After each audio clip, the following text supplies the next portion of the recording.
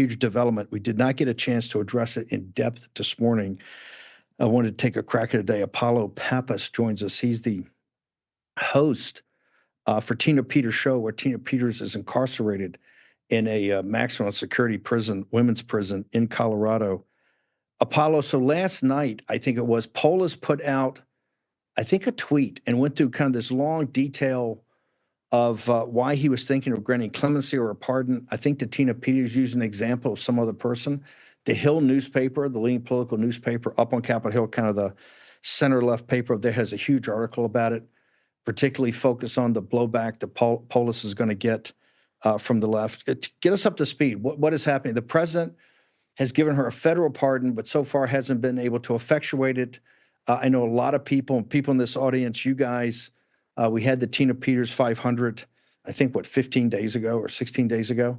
Walk us through what's happening right now. Is this real? And is it your recommendation and the other people on the Tina Peters team that we put additional pressure on Polis, or we just stand down and see how this develops, sir?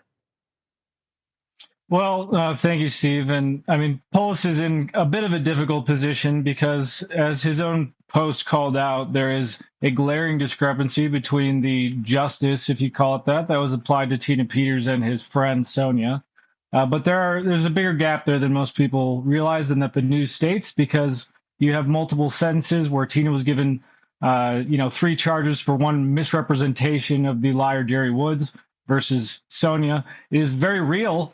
He's clearly signaling that, yes, I do see something unavoidably, wrong with this situation. And at least on its face, he seems to be inclined to do something. I think he should do so immediately, because right now you have an issue for all of Coloradans. It's not a right or left issue. Tina Peters' treatment is a civil rights issue.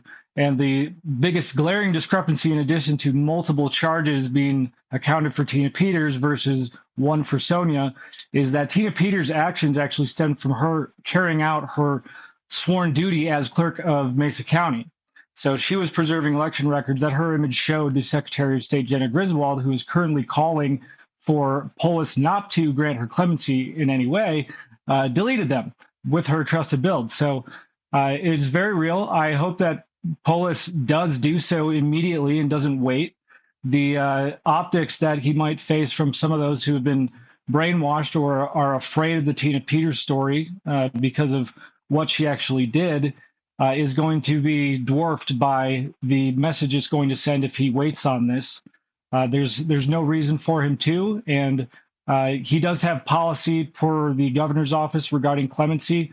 And I don't believe he should wait for the entire appeals process to carry out. We don't know how long that's going to be, and I hope he just acts on it, because she deserves to be out. The Colorado Department of Corrections is not keeping her safe. She's had now 5-6 incidents. The last one, of course, resulting in the 29-year-old inmate who assaulted her being let out on parole just weeks later. She's now out, and Tina Peters has been bounced around to the special housing unit they refuse to call solitary, and say that's the best they can do to protect her. She's not safe.